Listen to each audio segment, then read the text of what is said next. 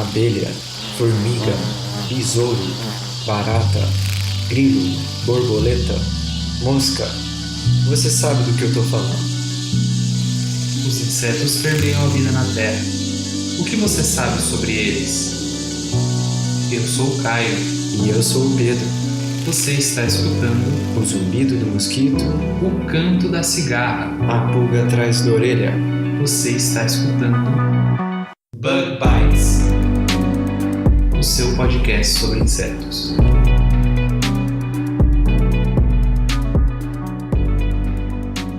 Estamos começando mais um Bug Bites. Falando diretamente da toca do Besouro Studios. E se você aí está escutando a gente pela primeira vez, nós estamos em todas as redes sociais. No Facebook, no Instagram, no YouTube, no LinkedIn e também no Twitter. Dá para você escutar o Bug Bites até mesmo pelo Spotify. Não se esquece de seguir a gente lá, hein? É só procurar por Bug Bites Podcast. E é sempre bom lembrar, né, que quem quiser aprender a escutar o Bug Bites pelo celular, que é de graça, o Caio fez um vídeo com o passo a passo e é muito fácil. O vídeo está disponível no nosso canal do YouTube, basta acessar pelo link bit.ly/assineobb, tudo junto. Pedro, que assunto que você trouxe essa semana pra gente conversar, hein? Então, Caio, essa semana a gente vai conversar sobre as estruturas colossais que são feitas por insetos. Mas antes do episódio, eu acredito que a produção deixou uns recadinhos, né? É sim, Pedro, ela deixou sim. O primeiro recado que ela deixou é referente à campanha do Novembro Azul. E essa semana a gente vai falar das últimas 2 medidas que o homem deve ter o ano todo, não apenas em novembro, né? Exatamente. Essas medidas do Novembro Azul, né, elas são focadas não só na prevenção do câncer de próstata, mas também em medidas para uma vida saudável em geral, né? Assim, serve tanto para o homem como para a mulher. A quinta medida, então, que o Ministério da Saúde, né, listou, é faça sexo seguro. O uso de preservativos pode prevenir a transmissão de uma série de doenças, como a AIDS, por exemplo. Já a sexta e última medida é busque sempre por orientação médica. O médico não é aquele cara que você tem que se consultar só de última hora ou quando você está com algum problema. Visitar o médico com frequência, agendar um check-up, são ótimas medidas de prevenção também. Exatamente. Então, para quem quiser conferir essas medidas que foi desenvolvido pelo Ministério da Saúde para a campanha do Novembro Azul, a gente vai deixar o link no nosso website. Por último, a gente gostaria muito de agradecer a alguns ouvintes que estão indicando Bug Bites, inclusive em outros podcasts.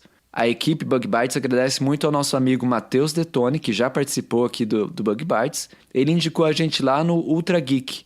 A gente também quer agradecer ao nosso amigo e padrinho Paulo Ozaki, do Agro Resenha, que participou do Jabacast e indicou o Bug Bites por lá também. E, finalmente, a gente quer agradecer ao nosso ouvinte Philip Schuster, ou Schuster. O Felipe pode corrigir a nossa pronúncia depois. Mas ele fez uma propaganda internacional pra gente. Ele enviou um e-mail lá pro podcast Arthropod, que a gente também escuta e é muito legal, só que ele é em inglês, né? Mas a gente recomenda quem quiser escutar. E o Felipe falou do nosso podcast para eles.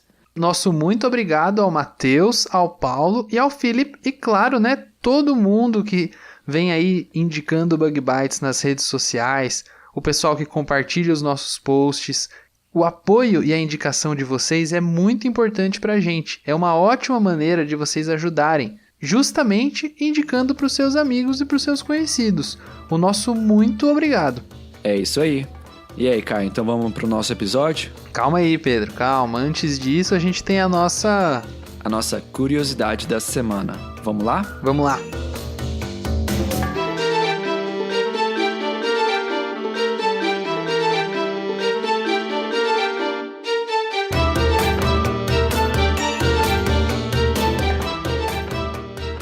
Começando então mais uma curiosidade da semana. E aí, Caio, o que você trouxe pra gente hoje? Bom, Pedro, essa curiosidade aqui, ela bem que cairia no episódio de Halloween, viu? Ah, é? Por quê? Bom, Pedro, a gente já ouviu falar, né, de casos onde alguns insetos, eles atacam os seus hospedeiros e são capazes até de alterar o seu comportamento, né? Tem, por exemplo, um caso um pouco conhecido de uma vespinha que ataca uma barata e meio que doma essa barata, né? Eu vou deixar um link lá no nosso site para quem quiser dar uma olhada. É um caso já bem conhecido aí pela mídia, é muito interessante. É bem legal mesmo, Caio, com certeza. Mas, ok, o que tem a ver esse exemplo da Vespinha com a curiosidade dessa semana?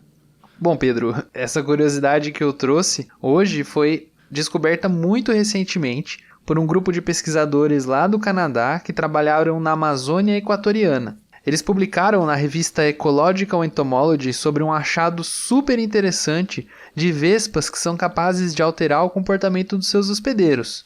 Que legal, Caio. Eu sempre me interesso por esse assunto, né? O que foi que eles encontraram? Bom, Pedro, os pesquisadores eles demonstraram pela primeira vez uma relação muito inusitada entre a vespa Zatipota sp e a aranha social, a Anelozimus eximius. A vespa, quando ela ataca essa aranha, ela vai fazer com que a aranha deixe a sua teia comunal e produza uma nova toca de teia. Mais do que isso, muito raramente você vê o comportamento de uma aranha social deixando o seu ninho. Nossa, que interessante. E é bom a gente fazer um parênteses aqui, né, Caio? Para enfatizar esse fato que você acabou de falar. Sim, existem aranhas sociais. É isso aí, geralmente a gente está acostumado, né, a ver aranhas solitárias, tanto que tem até a viúva negra, né? Mas existem aranhas que vivem em grupos com teias de aranha e uma rede gigantesca, não é mesmo? É isso aí. E de acordo com os pesquisadores desse trabalho, são apenas cerca de 25 espécies de aranhas sociais que são conhecidas no mundo todo. Essas aranhas, elas geralmente vivem juntas em grandes colônias, dividindo o cuidado da prole, os recursos alimentares e muito raramente elas vão sair dos seus ninhos.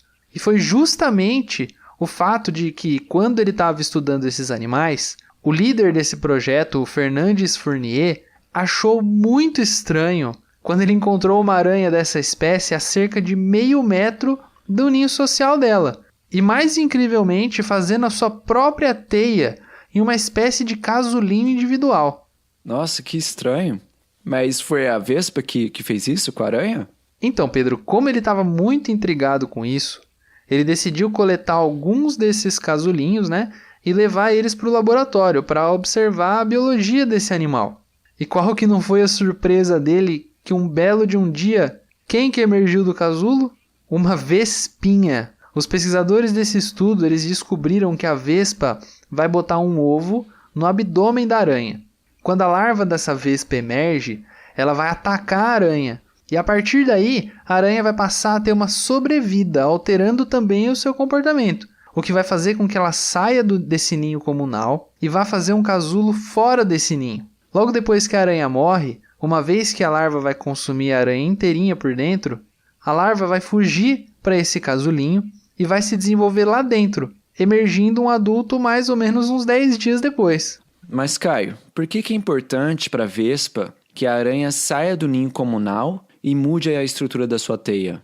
Bom, Pedro, de acordo com esses pesquisadores que fizeram esse trabalho, né, provavelmente a vespa ela vai se proteger das aranhas em um casulinho fora do ninho, para se proteger, né, dos possíveis ataques das outras aranhas daquela comunidade, né? E a grande sacada seria justamente atacar indivíduos com grandes colônias, né? Uma vez que essas colônias elas iam ser fontes correntes de hospedeiros para as gerações futuras da vespinha.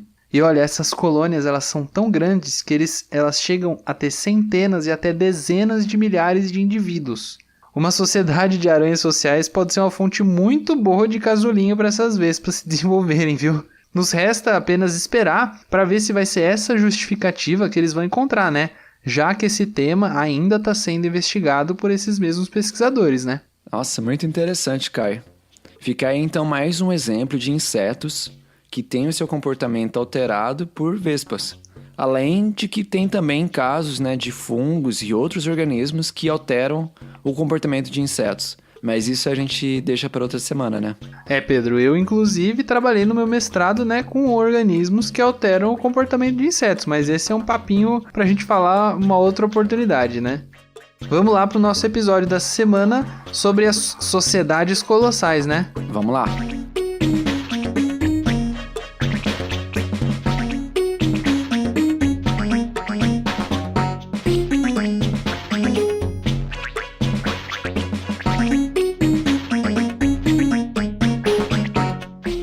Kai, essa semana passada eu vi uma reportagem sobre um achado muito legal com cupins.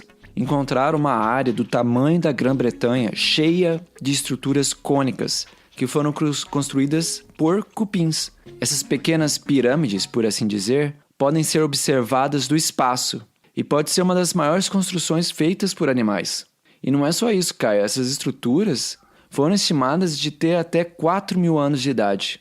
Caramba, Pedro! Muito mais velho do que muita estrutura que o ser humano já construiu, hein? Isso é extraordinário de se imaginar, cara. A gente tem pirâmides que são construídas, por exemplo, pelo povo dos egípcios, que foram construídas há milhares de anos atrás. Mas a gente também tem feitos de engenharia que também são tão ou mais antigos, feitos por outras sociedades. Ou melhor, por sociedades não de humanos, mas de insetos, né? Exatamente, Caio. E é um assunto muito interessante e é o que eu pensei de fazermos hoje. Aprender mais sobre quem são esses cupins e onde ficam essas estruturas. E também vamos falar um pouquinho, né, de outras sociedades de insetos que se tornaram colossais. Vamos lá então? Vamos lá, Pedro.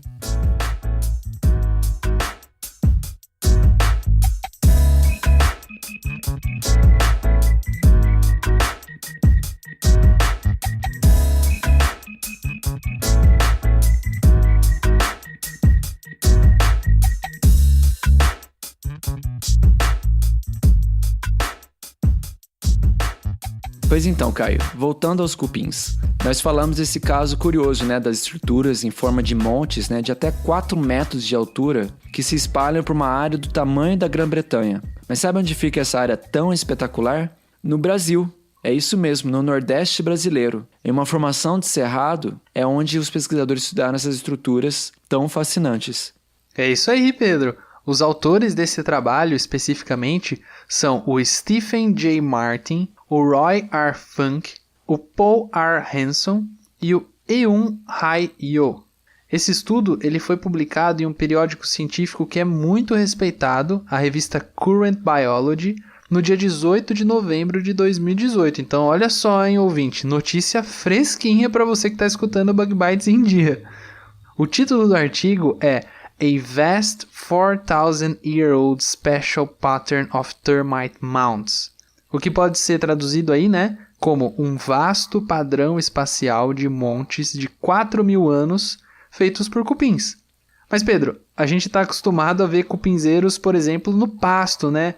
Ou nas cidades, mas muito menores. Geralmente, um pasto degradado, né? E tem até uma coisa que o pessoal costuma falar na agronomia, né? Que quando você tem um pasto cheio de cupim, muito provavelmente esse pasto não é muito bem manejado, viu? O pessoal tinha uma ideia antigamente, né, de dizer que um pasto com muito cupinzeiro podia ter um solo ácido, só que isso não é bem real a acidez, mas que é um pasto que é um pouco meio mal manejado, viu? Porque os cupins podem ser uma praga muito importante. Mas o que eu queria dizer afinal, né, o que faz desses cupinzeiros que foram encontrados lá no Nordeste diferentes dos cupinzeiros comuns que a gente encontra, por exemplo, em qualquer lugar aqui em São Paulo? Muito boa pergunta, Caio. O interessante é que esses montes, né, de até 4 metros de altura, que foram encontrados lá no Nordeste, eles não são cupinzeiros, propriamente dito. Exatamente. Até de uma certa maneira, eles lembram um pouco, né, aqueles ninhos de cupins, os cupins magnéticos na Austrália, sabe? Já ouvi falar assim, Pedro. São aqueles cupinzeiros que parecem uma tábua, né, alguma coisa assim, não é? Isso. Nesse caso da Austrália, né, a gente está falando do cupim Amitermes meridionalis, que eles constroem os seus cupinzeiros, né, com esse formato achatado, lembrando uma tábua que se orienta no sentido norte e sul. Por isso que tem o nome, né, de cupim magnético ou cupinzeiro magnético. Já no caso do estudo publicado nessa semana passada, né, nós estamos falando da espécie Syntermes gyrus. E essa estrutura em formas de montes ou pirâmides, né, entre aspas, não são cupinzeiros, né? Na verdade, é só um monte de terra que vem da escavação de uma vasta rede de túneis no subsolo.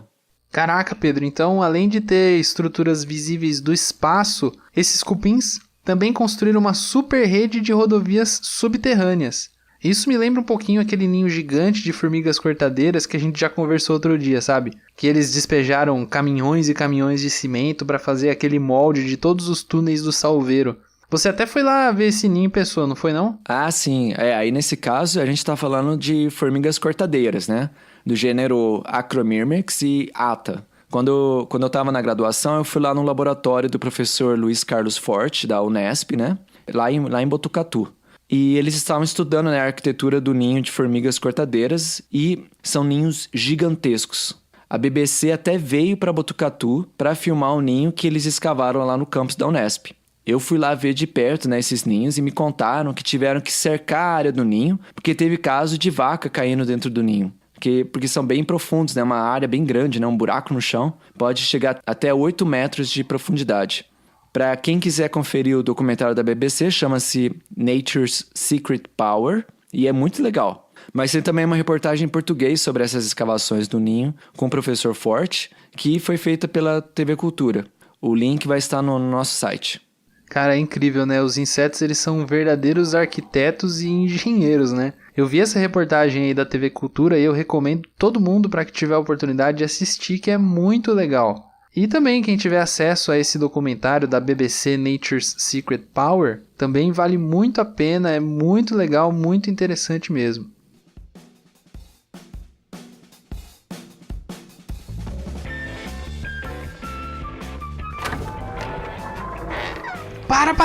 Para tudo, preciso falar de uma coisa muito importante. Agora que o nosso ouvinte já está prestando atenção aqui, eu preciso falar sobre as ilustrações da nossa amiga Isadora do Amor por Flor. Se você que está escutando a gente ainda não conferiu as ilustrações fantásticas e exclusivas de insetos que a Isadora está fazendo em parceria com o Bug Bites, entra agora no Instagram dela e confere aí. É @amorpeflor. A gente vai deixar também o link na descrição do episódio e também no site para você conferir, mas tem que conferir, hein? Lembrando também que nossos ouvintes podem adquirir essas ilustrações em diferentes tamanhos. Tem no tamanho de cartão de presente, tamanho A4, entre muitos outros. São ótimas opções para presentear o seu amigo secreto, a sua namorada, o seu namorado, seu professor de entomologia, a galera do laboratório. Tem várias opções aí. São cartões muito bonitos e vale a pena lembrar que, ao adquirir estes cartões, você também apoia o Bug Bites e a Isadora do Amor por Flor, que é uma grande artista. Para adquirir os cartões é só falar direto com ela no perfil do Instagram que ela explica direitinho. É isso aí, Pedro. Eu fiquei sabendo que essas ilustrações que são na forma de cartão ou outros tamanhos, é só conversar com ela que ela acerta aí pro tamanho que o pessoal quiser. Estão muito baratas, cara. Para você dar de presente, tá um preço muito legal a partir de R$8. Barato demais. É um trabalho que ela faz manualmente. Ela desenha aqueles desenhos, não são imagens da internet, são desenhos mesmo. E principalmente, né, como ela posta essas ilustrações como carta, o frete vai ser muito mais barato do que se fosse qualquer outro produto também. Eu vou até comprar uns aqui pra mim, viu? Pra presentear o pessoal aqui da minha casa, um pessoal aí que eu conheço. Mas agora que o nosso ouvinte já ouviu esse recado importante, vamos voltar a falar dos cupins, né? Vamos lá.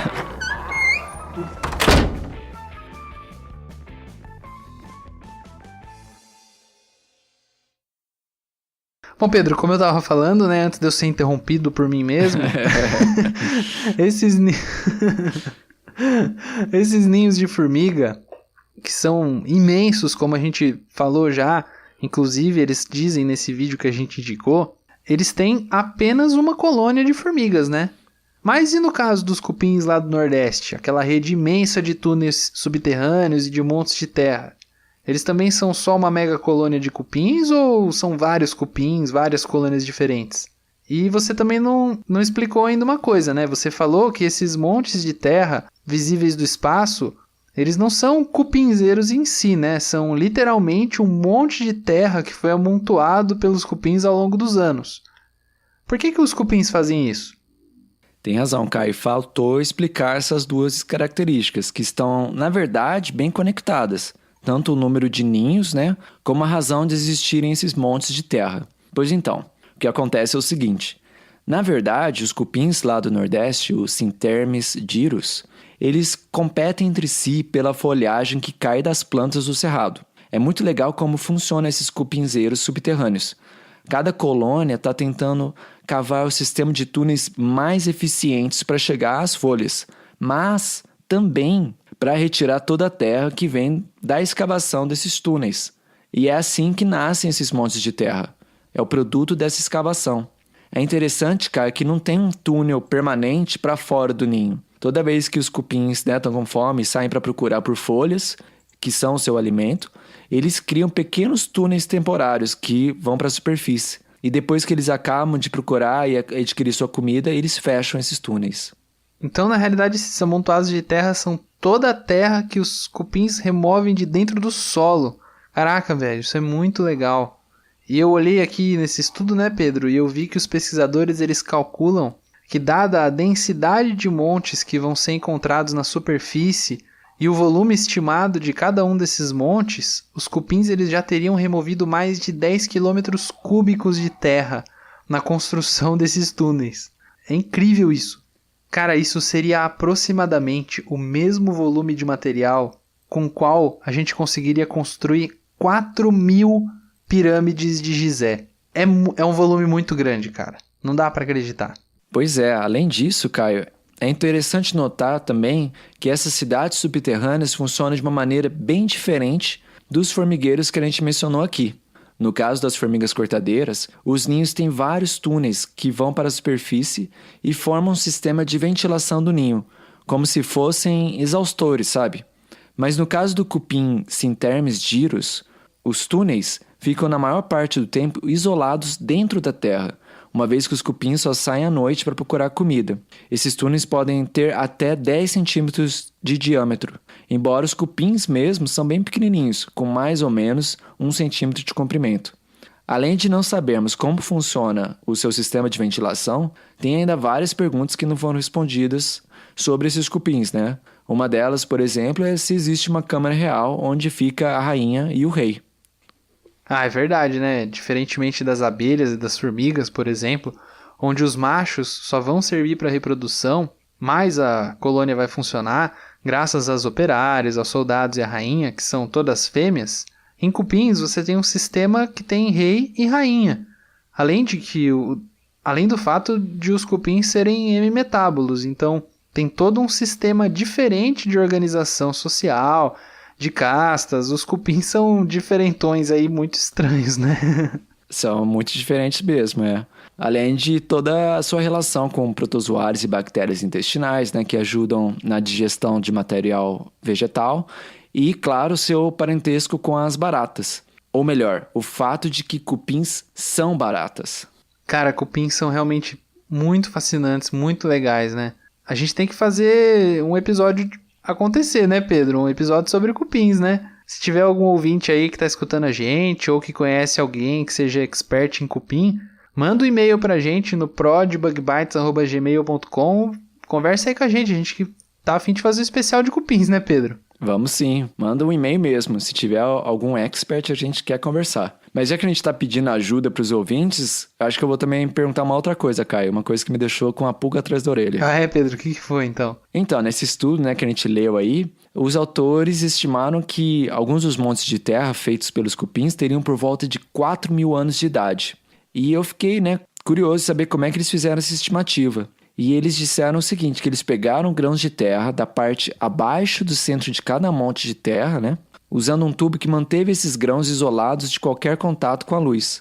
Pelo que eu entendi, os fragmentos de quartzo que estão no solo ficam isolados de luz por todo o tempo que existe essa montanha de terra acima deles, né? Assim, os pesquisadores estimaram o tempo de existência desses montes baseado em quanto tempo que faz que aqueles grãos de quartzo foram expostos à luz pela última vez. Mas eu fiquei pensando, né? O que é que a luz faz no cristal de quartzo que permite estimar o tempo que faz desde a última vez que ele foi exposto à luz, né? Será que é algo como a tinta do carro, né? Que vai se deteriorando à medida que fica exposto à luz? Olha, Pedro, já faz um tempo já que eu fiz geologia, mas eu acho que eu não aprendi nada disso aí não, viu? Uma excelente pergunta. Será que a gente tem algum ouvinte aí que entende de física do solo, ou de geologia, ou dessa parte toda aí de grãos diferentes aí do solo, que pode ajudar a gente a esclarecer essa dúvida? Aí, ouvinte de física ou de geologia, ajuda a gente aí, por favor. Manda um e-mail pra gente e explica como é que isso daí funciona. Seria interessante, seria uma curiosidade boa de se saber. Mas acho que a gente já pode fechar aqui nosso episódio sobre as construções fantásticas de colônias de insetos sociais. E eu quero adicionar mais uma coisa aqui, Caio, que a gente falou, né, de colônias colossais no sentido da arquitetura, né? Mas também tem todas aquelas mega colônias, né, que a gente encontra, por exemplo, de formiga argentina, né, que tem ali em Portugal, na Espanha, na Califórnia, são espécies exóticas, né, e que seus ninhos se expandem por milhares de quilômetros. Mas aí esse assunto fica para outro episódio, mas não deixa de ser muito interessante. Sem dúvida, né, Pedro? E é interessante você ter falado isso também, porque, veja só, né? Elas são conhecidas como formigas argentinas e elas ocorrem em outros continentes, não na Argentina, dessa maneira que você falou, né? Mostrando também a importância dos insetos exóticos, né? Que exótico quer dizer que ele não é nativo daquela região, exótico é o contrário de nativo, né? E é claro, né? Lembrando também que esse caso do cupim, ele pode representar uma das maiores construções já feitas por uma sociedade não humana. Está bem aqui no nosso país, no coração do Brasil, lá no Cerrado da Bahia, né? É isso aí. Eu acho que no futuro inclusive vai ter outras coisas na Bahia, viu, Pedro? Ó, spoiler. Spoiler alert. Agora o ouvinte vai ficar com uma pulga atrás da orelha. Ah, por enquanto sim. Mas para quem quiser saber mais sobre esses cupins e sobre as formigas cortadeiras, vamos deixar no nosso post os links para o estudo, né, que a gente reportou aqui, um artigo da UOL que tem um vídeo bem legal mostrando essas construções de uma vista aérea, além de todos os outros links que citamos aqui. Nos vemos na semana que vem então, Caio? Isso aí, Pedro. A gente se vê semana que vem. E não esqueça, ouvinte, de consultar lá no nosso site, que a gente vai deixar todos os links com todos esses vídeos, todos esses textos para vocês darem uma olhada. Um abraço e até semana que vem. Tchau! Um abraço para os ouvintes. Tchau!